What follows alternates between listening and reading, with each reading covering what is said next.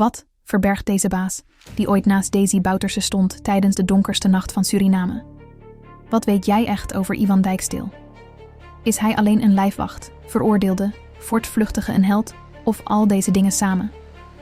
Blijf kijken, want in deze video onthullen we feiten die zelfs veel Surinamers niet kennen en mag je zelf het oordeel vellen. Om het verhaal van Iwan Dijksteel te begrijpen, moeten we terug naar het begin van de jaren 80. Suriname was nog maar kort onafhankelijk en stond aan het begin van een eigen democratisch experiment. Maar stabiliteit bleek ver weg. In februari 1980 pleegde een groep sergeanten onder leiding van Daisy Bouterse een staatsgreep. Wat begon als een belofte van orde en verandering, groeide al snel uit tot een autoritair regime. Politieke tegenstanders werden in de gaten gehouden, persvrijheid werd ingeperkt en angst werd een belangrijk instrument van macht. Ken jij iemand uit deze tijd en ervaarde diegene dit ook zo? Was het echt een autoritair regime? Laat het weten in de reacties. In deze tijd groeide de rol van de lijfwachten van Bouterse. Zij waren niet zomaar soldaten, zij waren vertrouwelingen, vaak belast met de meest gevoelige taken. Een van hen was Iwan Dijksteel. Over Dijksteel voor 1982 weten we weinig. Hij was militair, stond dicht bij Bouterse en werd vertrouwd genoeg om aanwezig te zijn op cruciale momenten. Voor buitenstaanders leek hij slechts een radertje in het grote apparaat van macht. Maar in de nacht van 8 december kwam zijn naam definitief in de geschiedenisboeken. Lang bleef de waarheid over de decembermoorden onduidelijk. Families eisten gerechtigheid, maar politiek en macht blokkeerden iedere poging. Het duurde tot in de jaren 2000 voordat het proces eindelijk echt op gang kwam. En daar viel steeds weer één naam: Iwan Dijksteel. In de rechtszaak werd Dijksteel genoemd als een van de lijfwachten die betrokken waren bij de executies. Getuigen verklaarden dat hij niet alleen aanwezig was, maar ook daadwerkelijk het vuur opende. Volgens de getuige Onno Floor schoot Dijksteel onder meer op Harold Riedewald en John Baburam, 2 van de slachtoffers. Dijksteel zelf ontkende dit stellig. Hij beweerde dat hij slechts slachtoffers naar hun cel bracht en nooit heeft geschoten. In zijn eigen woorden: "Ik heb niemand vermoord. Ik deed alleen wat mij gevraagd werd: gevangenen verplaatsen." Toch geloofde de rechter hem niet.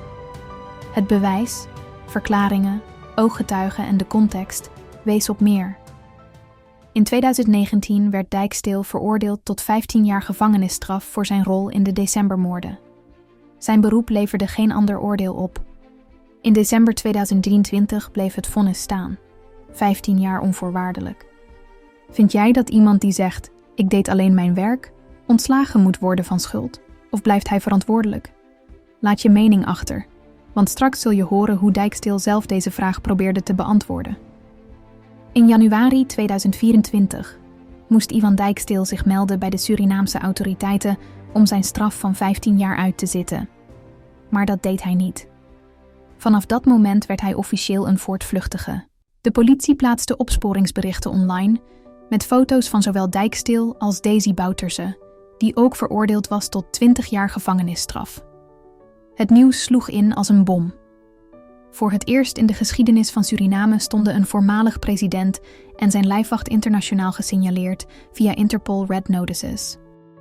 Lang het gezicht was van macht, angst en controverse in Suriname, stierf tijdens zijn voortvluchtigheid. Zijn dood veroorzaakte chaos. Politie en justitie onderzochten de omstandigheden. Hoe was zijn lichaam verplaatst? Waar was hij precies gestorven? En belangrijker, was zijn dood een natuurlijke afloop of speelde er meer? In die onrust verdween de aandacht voor Iwan Dijksteel bijna naar de achtergrond. Maar zijn naam bleef terugkomen. Als trouwe lijfwacht stond hij jarenlang letterlijk naast Bouterse. En nu, na diens dood, bleef er een raadsel bestaan. Waar was Dijksteel? Er waren geruchten. Sommigen beweerden hem te hebben gezien in het binnenland. Anderen dachten dat hij via de grens met Frans-Guyana was ontsnapt.